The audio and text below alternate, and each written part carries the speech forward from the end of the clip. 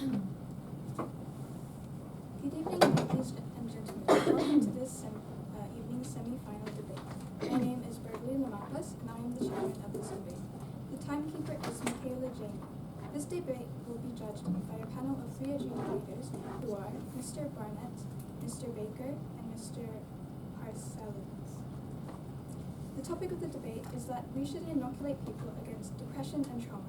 The affirmative team seated to my right is St. Dominic's Priory College. The negative team seated to my left is from Cabra, Dominican College. The speaking time for this debate is 6 minutes. A single warning bell will sound 1 minute before the speaking time, and a double bell will sound at the speaking time. Please assure that your mobile phones are switched off. I declare this debate open and call upon the first affirmative speaker, Alexander Chavez.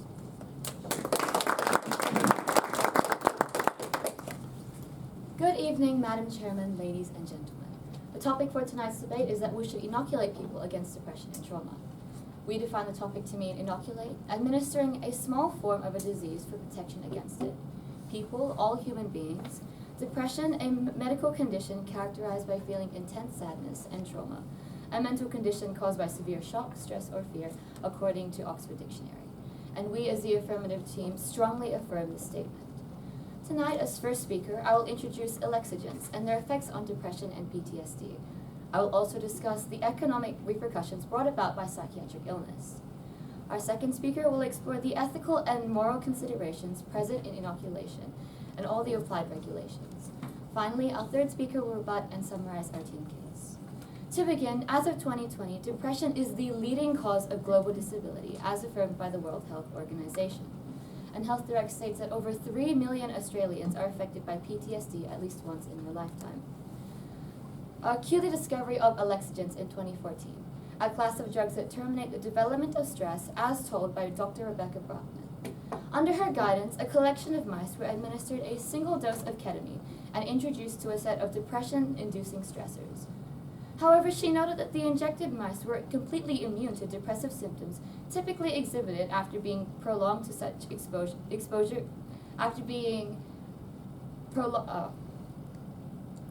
completely immune to the depressive symptoms typically exhibited after prolonged exposure to traumatic events.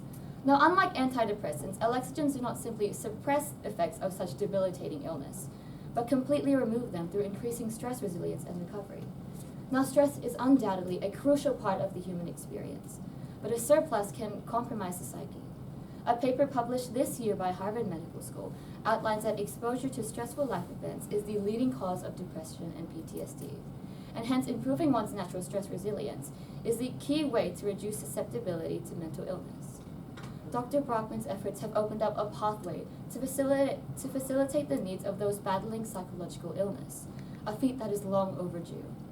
For years, we have regarded mental disorders with such negative connotation, dismissing those suffering directly at the hands of depression or post-traumatic disorder, or those who bear witness to their loved ones wasting away, until nothing but the empty husk of someone they once called their mother, their sister, their best friend remains. Inoculation would eradicate much suffering for our future, allowing us to improve upon the systematic stigma, prejudice, and policies that limit the psychologically impaired. I implore you, Chairman, esteemed audience, to envision a world where individuals have the means to guard themselves from the trauma they've experienced, where the institutional stigma against mental disorders is but a whisper of the past. Prevention of depression and trauma through inoculation is demanded for the advancement of global welfare.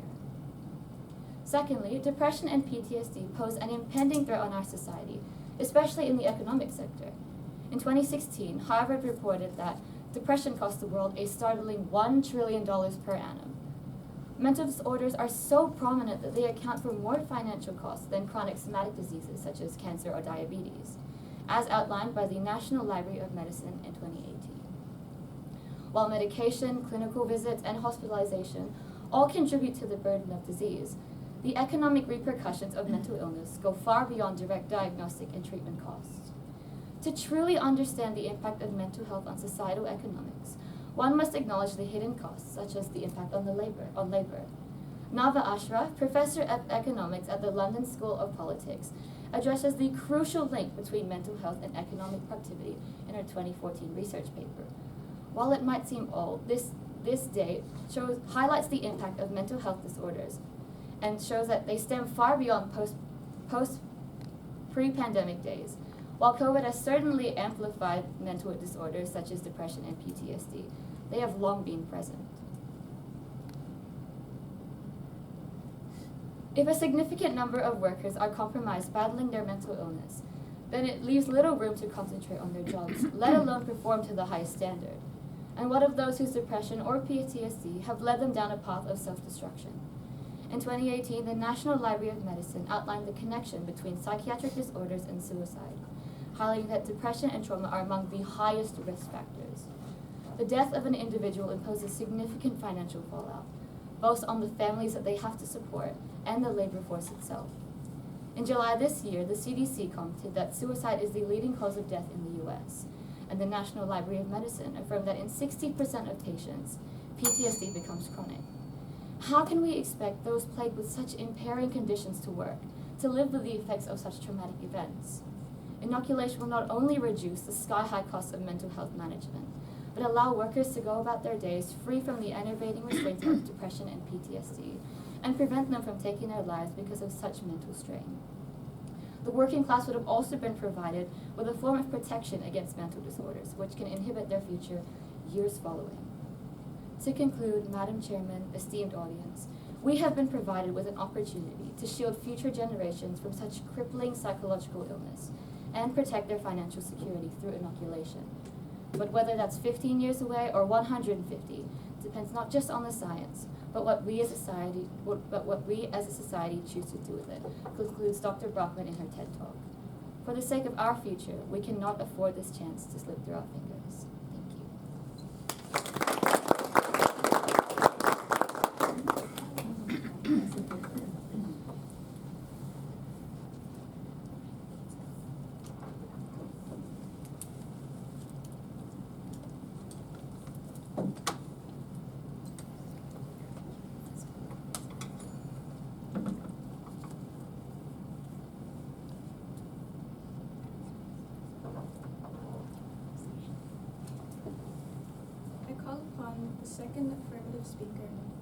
I call upon the first negative speaker, William Mack.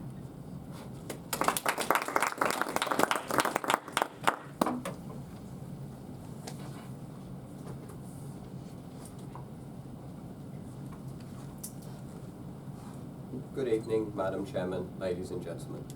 The topic for tonight's debate is that we should inoculate people against depression and trauma. We, the negative team, disagree entirely with this statement. As first negative speaker, I will discuss 2 points. First, that this inoculation is under-researched and the drug has significant known side effects. Second, that the body's natural stress response is being misunderstood and will be destroyed by this inoculation. Our second speaker, Luke, will discuss the social and scientific consequences of administering this inoculation to people.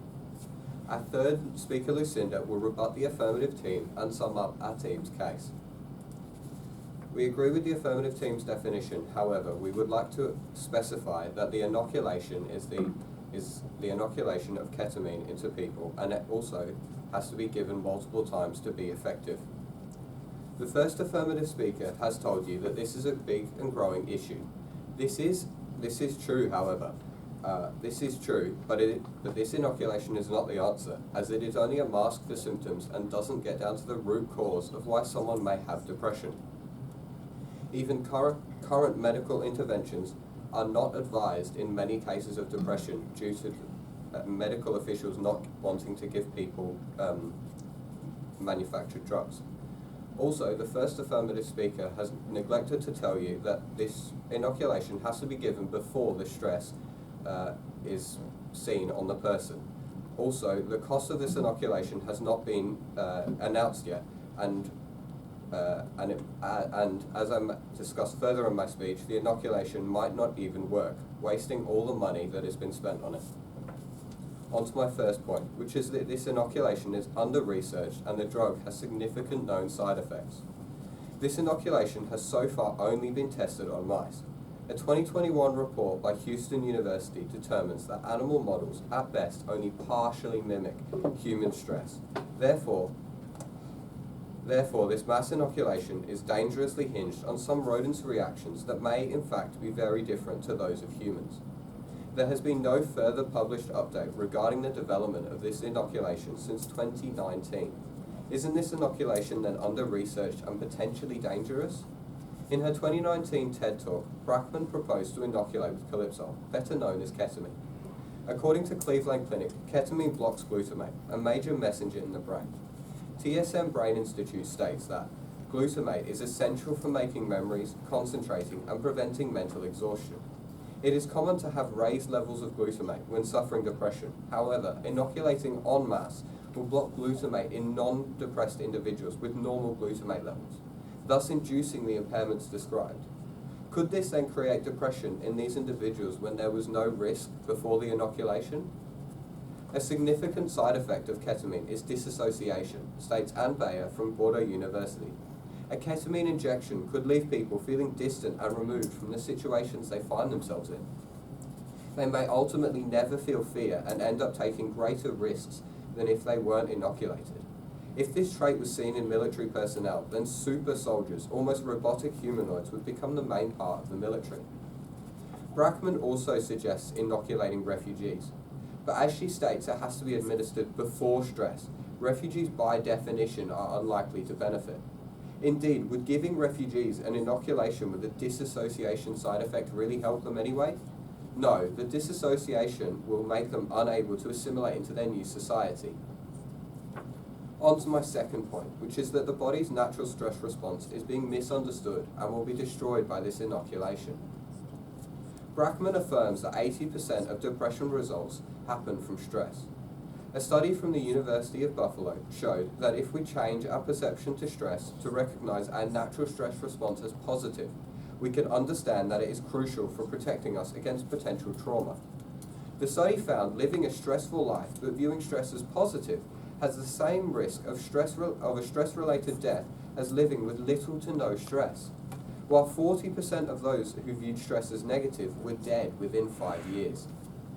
Flinders University supports the idea that mindfulness thinking of this kind will reduce stress-related trauma and depression. The proposed inoculation will only mask the symptoms without addressing the root cause of the depression. Kelly McGonigal, health psychologist, outlines that the body's natural stress resilience comes from oxytocin. It is released during periods of stress and trauma to strengthen the cardiovascular system, in particular the heart. Front Psychiatry details that ketamine actually decreases the amount of oxytocin in the body, which would make people more dependent on the ketamine to give them stress resilience. Why would we blanket inoculate first responders and soldiers with something that will take away their body's natural stress resistor? They need their body's natural stress response to operate effectively in their dynamic working environment.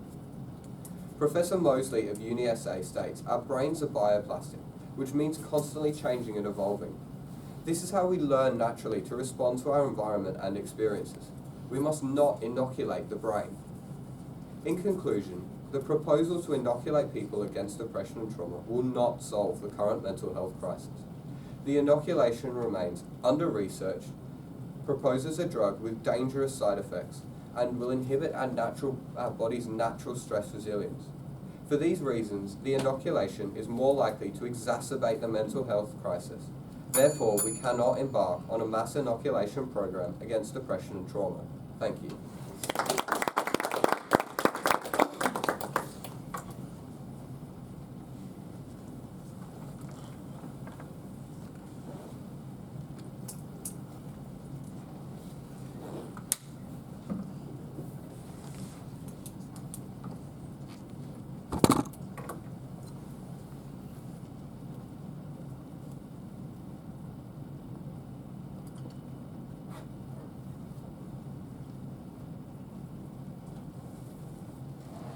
Upon the second affirmative speaker, Bianca Scally.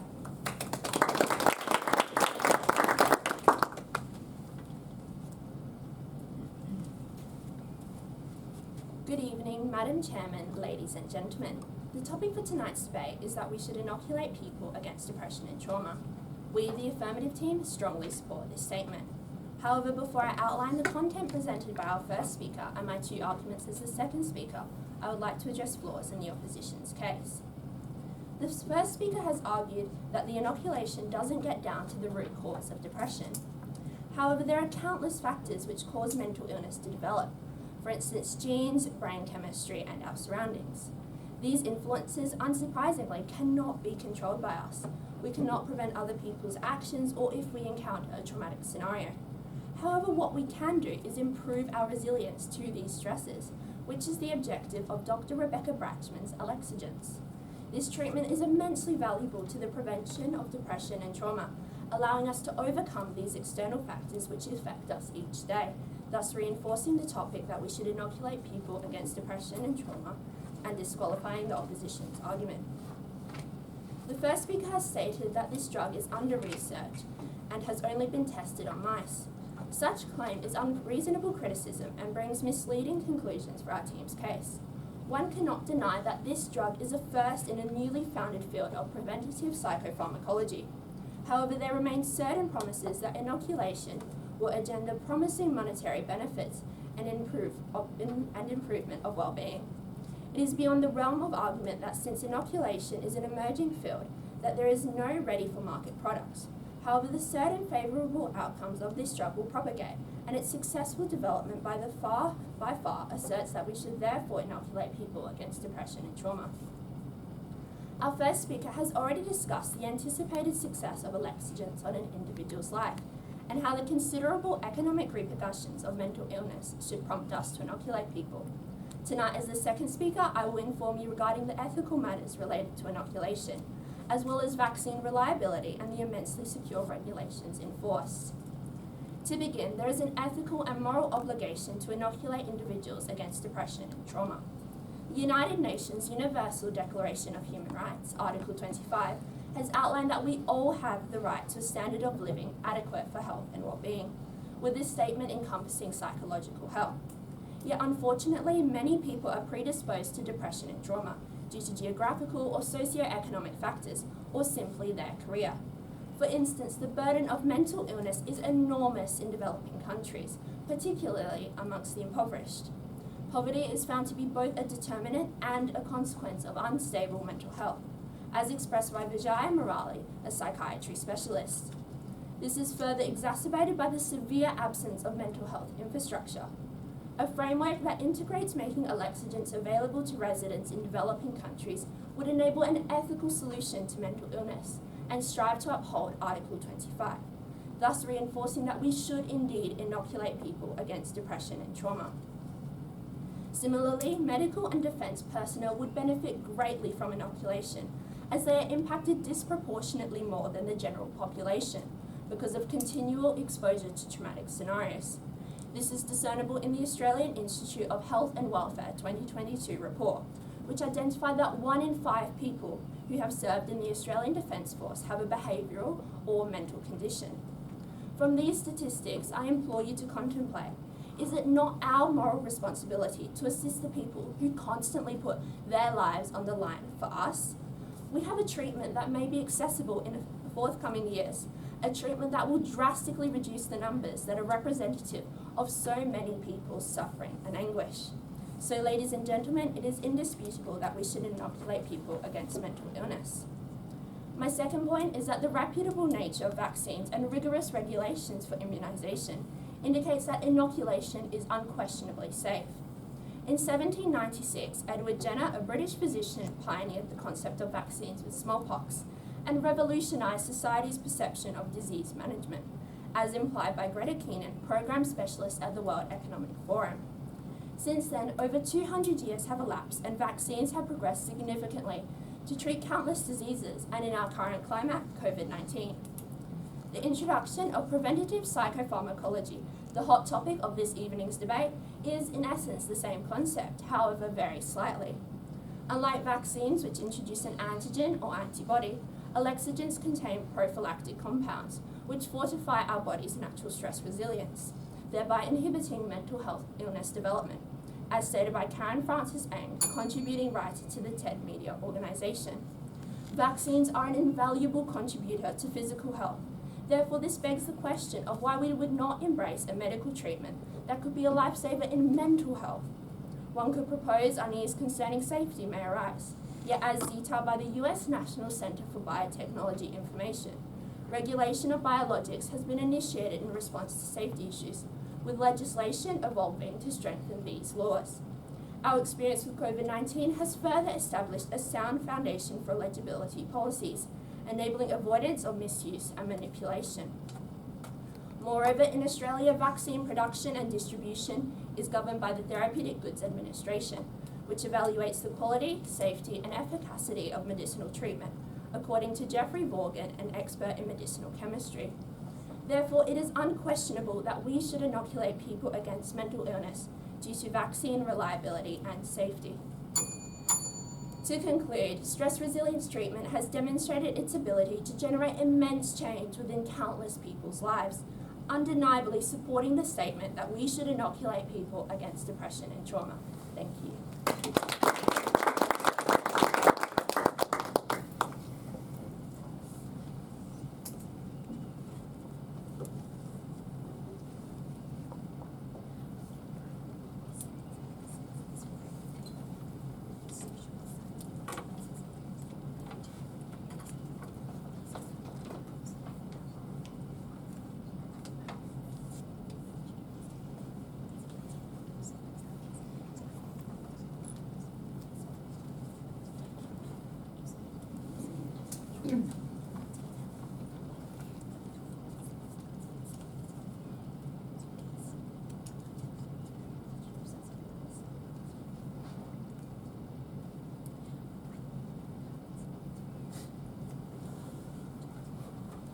I call upon the second negative speaker, Luke Sir.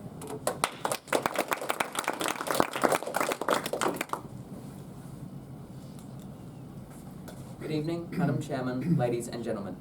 The topic for tonight's debate is that we should inoculate people against depression and trauma. We, the negative team, strongly disagree with this statement. Our first speaker, William, has already discussed how the inoculation has gone ill thought out and how the body's natural stress response will be affected by this medication. I will be discussing both the social and scientific consequences behind the proposed medications that centre around the topic for tonight. Firstly, how treating non-life-harming depression can reduce response to trauma and social response, and how this can hurt others. And secondly, how the use of ketamine as the exclusive medication to prevent depression can cause widespread addiction. Our third speaker, Lucinda, will rebut the affirmative team and summarise our points. The second affirmative speaker has tried to tell you that the actions of others is the root cause of depression, and therefore this medication should go ahead. But isn't the speaker technically arguing against themselves? Because you can argue that you can actually change society and our culture instead of the medication. And that the inoculation against depression, as they argued, is flawed. The medication discussed can only result in worse performance among the groups that they discussed, like frontline workers and military. And that the medication, as the vaccine, can be controlled. This is incorrect, however, as all drugs can theoretically be abused by those seeking it out, as I will discuss later. Now on to my first point, which is that the inoculation and prevention of depression and stress-related emotions can remove the human side of people. As discussed in the article provided by Debating SA, Dr. Brackman argues that the drug, if approved, should be given to frontline workers who battled through the pandemic. However, what Brackman forgot to note is how the influence of negative feelings in these jobs has helped them improve service and quality. Whilst depression has certainly caused widespread issues among those with jobs related to these sectors, to the health and emergency sectors, the emotional response required to maintain a sense of empathy and sympathy would effectively be eliminated if depression inoculation became accessible. When first responders care for their patients, they need to form an emotional attachment that allows them to understand their feelings and get them to open up. According to a summarizing article released by the National Institute of Health by B. Williams et al., establishing an empathetic relationship between paramedics and patients is essential in critical situations, such as alcohol and drug-related emergencies. Isolating behaviour by paramedics can separate information that may be vital to their job.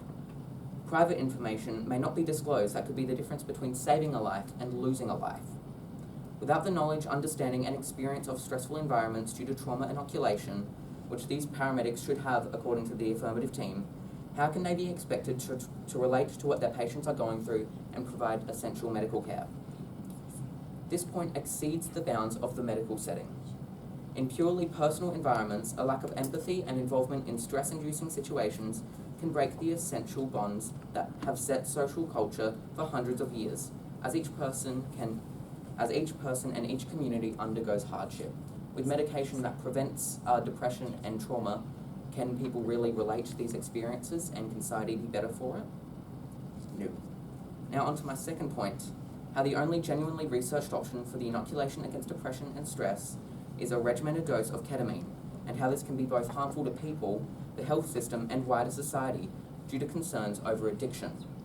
According to the Addiction Center, forming an addiction and impulsive habit for the consumption of ketamine is absolutely possible.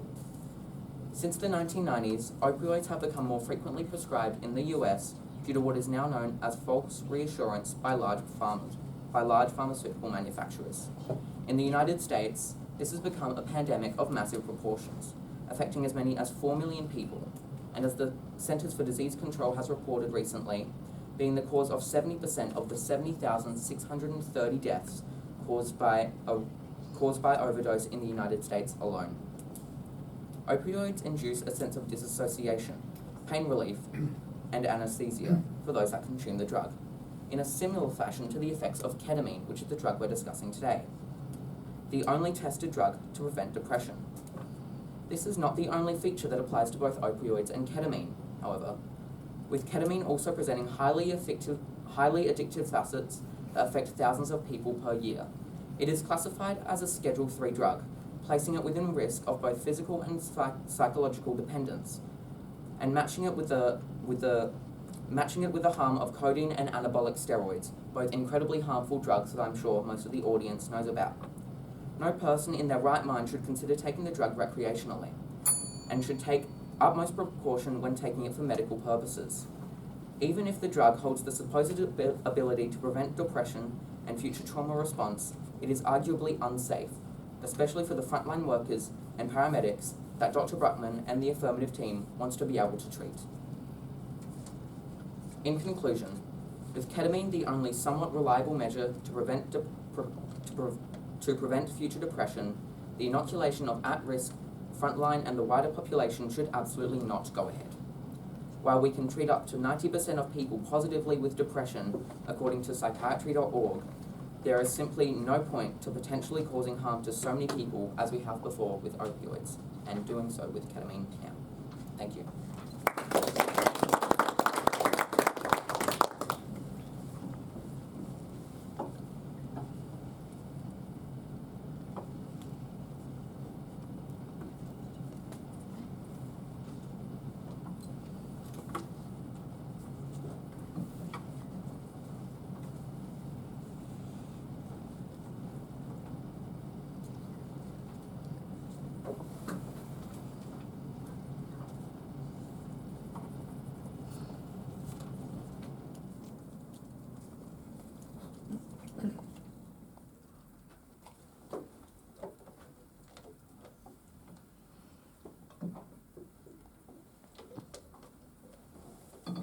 I call upon the third affirmative speaker, Vanessa Flynn.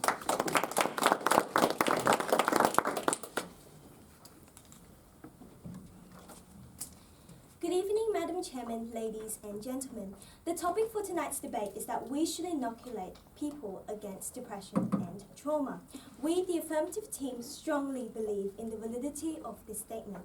I will now comment upon numerous errors present in the opposition's case. The first speaker has announced that inoculation would reduce oxytocin and inhibit our body's natural stress resilience. Although oxytocin have a worthwhile function in our body, as our first speaker has entailed, when stress is in excess, it can entirely compromise one's sanity.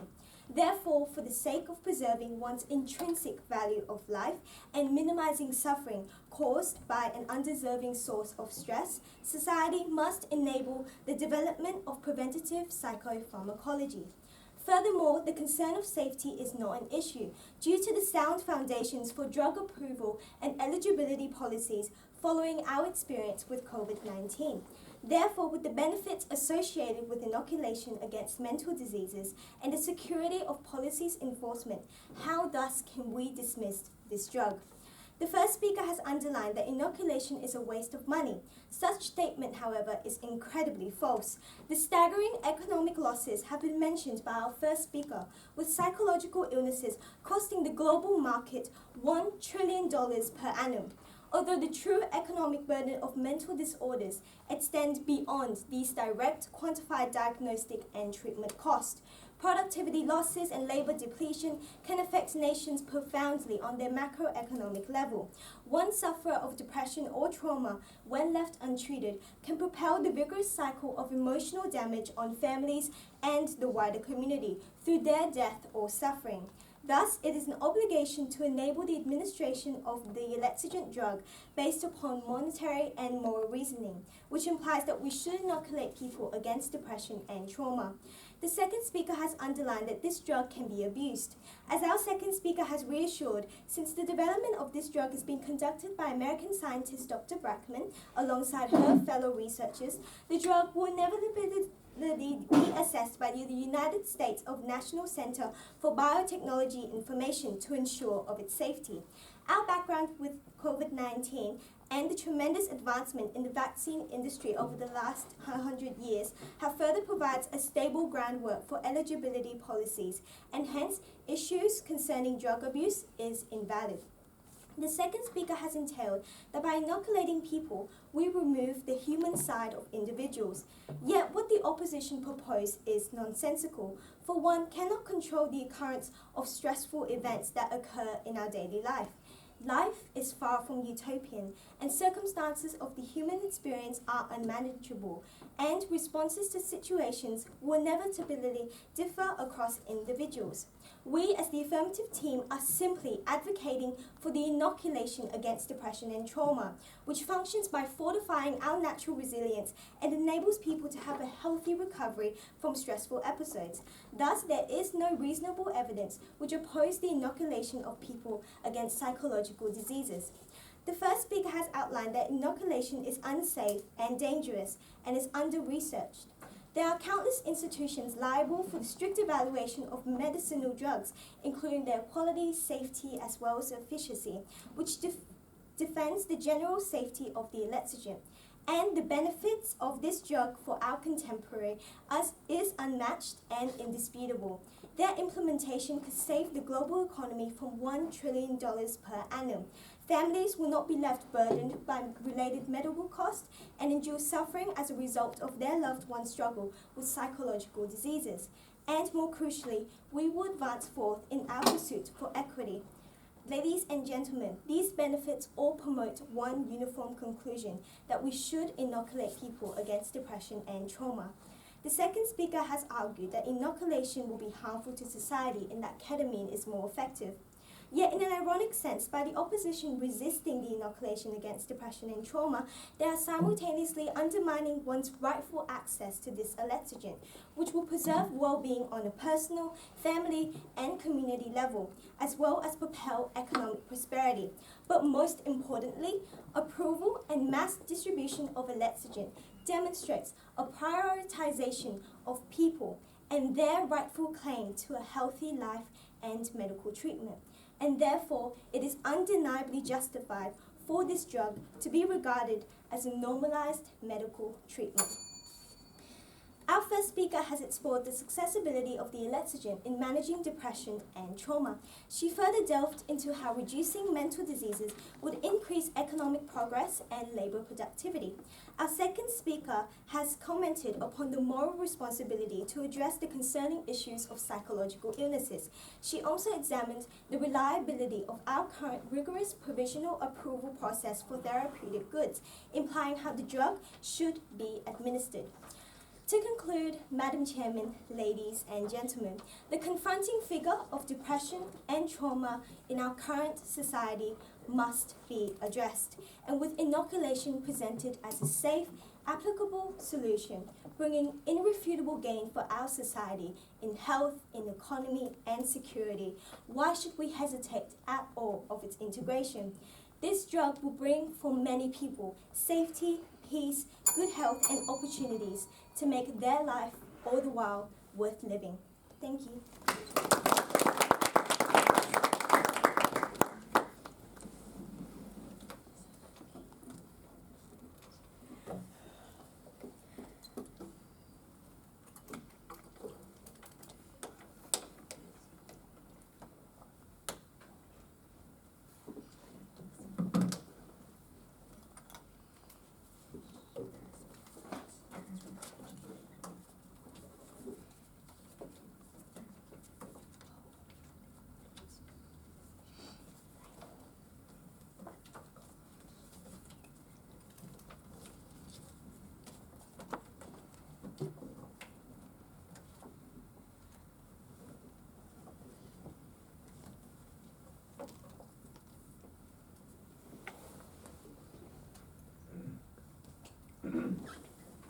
I call upon the third negative speaker, Lucinda Carrison.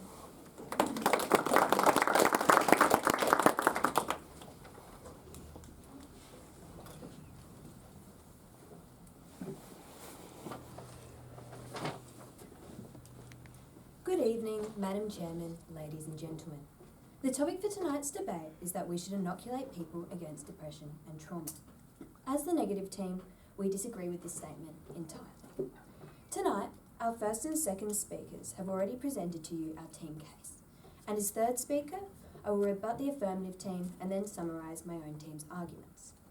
To begin with, the first affirmative speaker claimed that the alexagesins would completely remove the effects of mental illness by stress resilience. However, this is false, as even in building stress resilience, the mental illness is not erased. And as our speakers have explained tonight, there are many side effects to ketamine. Furthermore, building stress resilience fails to address the situations which cause the initial stress. For example, we acknowledge the first and foremost cause of excessive stress in healthcare workers to be a broken health system. According to the Australian Medical Association, the Australian public hospital system is in crisis and at capacity, meaning there is not enough space to care for all those who need it. This results in stress in practitioners who are trying to do their jobs but simply cannot due to limited resources. The idea of inoculation may minimise stress felt but will not actually improve the situation. Should we not invest in bettering our health system, which will not only reap benefits for healthcare workers but also patients, rather than investing in inoculation, which will only act as further excuse for ignoring the deep-rooted problem of an inefficient healthcare system? The first affirmative speaker then went on to claim that mental illness is expensive. While this is true, preventative therapies will not erase these costs. And firstly, pumping funds into trials would certainly be costly as well. And then secondly, the expense of distributing resilience-boosting drugs to all people, as defined in the provided definition, would be a logistical nightmare. Ketamine needs to be administered by physicians in a controlled health setting, according to healing maps, in order to monitor side effects. This further limits the use of the therapy widely, as it requires qualified medical staff and specific facilities to ensure the safety of the patient. Because of this, a roadblock is put between inoculating a large population, proving a logistical challenge. Hence why we should not inoculate people against depression and trauma. The second speaker began by claiming that inoculation can be used to prevent stress brought on by many situations, including a predisposition to depression. However, according to the Washington Post, Rebecca Brackman, the neuroscientist who discovered the use of ketamine as a preventative measure, stated herself that the therapy would not be designed for those predisposed to the illness, but rather those at risk of developing depression due to stressful jobs or situations. From this, it can be found that the aim of inoculation is to reduce symptoms of situational depression and trauma specifically, thus ruling the point of benefit to those predisposed to the illness irrelevant. The second affirmative speaker then went on to claim that we have an ethical and moral obligation, and that inoculating those impoverished would be upholding human rights. However, the logistics of this, especially noting that administering ketamine requires qualified medical staff and specified equipment, as I have already explained, makes it an idealistic feat rather than a plausible one, hence why we should not inoculate against depression and trauma. She then went on to try to convince you that inoculation could be beneficial to soldiers. However, according to a 2021 study on ketamine toxicity, a condition that can be caused by medical administration of the drug, either through IV infusion or intranasally, side effects of ketamine therapy can include impaired judgment and reduced psychomotor performance, including coordination, balance, hand-hand and eye movement. In the role of a soldier, which requires high levels of concentration and awareness and control of physical response, these side effects could be dire. Because of this, we should not inoculate people against depression and trauma. The second affirmative speaker then went on to claim that inoculation is safe due to many measures put in place. While the regulation of the drug ketamine may be sound, we cannot control side effects and possible addiction of the drug, as stated by our first and second speakers, hence why we should not inoculate people against depression and trauma. I will now summarise my team's case.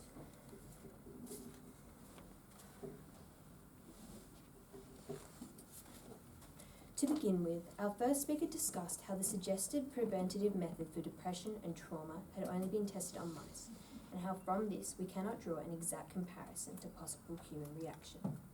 He also explained the mask ketamine wears as a so-called resilience booster, noting the risk that is run by inoculating individuals who do not end up with mental illnesses, and calling out possible side effects of the drug that could severely impair judgment, preventing those in highly skilled jobs from being able to complete their work safely.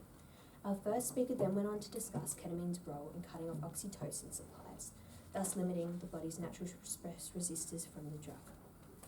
Our second speaker then discussed the need for a certain level of negative emotions in healthcare professions to do the job well, and how this can be compromised when empathy is lacking through the proposed stress prevention method. He then went on to detail concerns about possible addiction to ketamine and the widespread effects this can have on those undergoing treatment. In conclusion, it is clear that we should not inoculate people against depression and trauma because of the limited testing and side effects of the preventative method, the possibility of cutting off natural stress resistors, the likelihood of compromising the ability of healthcare professionals through a lack of empathy, and concerns about possible addiction. Ultimately, the rising rate of depression, trauma, and other mental illnesses is something to be concerned about, but inoculation is not the way to go. The preventative method aims to target mental illness before it comes into being in the individual. However, in this, the situational nature of the very depression and trauma we wish to eliminate is ignored. While it would be impossible to create a stress-free world entirely, attempting to numb people to the situations which rightfully result in poor mental health is a band-aid solution. Simply, rather than nipping the problem of depression and trauma in the bud, we should be preventing it at its roots.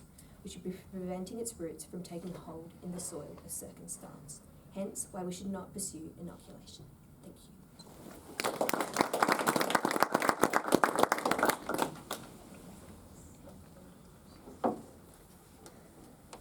While the adjudicators finalize the results, I will read this evening's chairman's notices.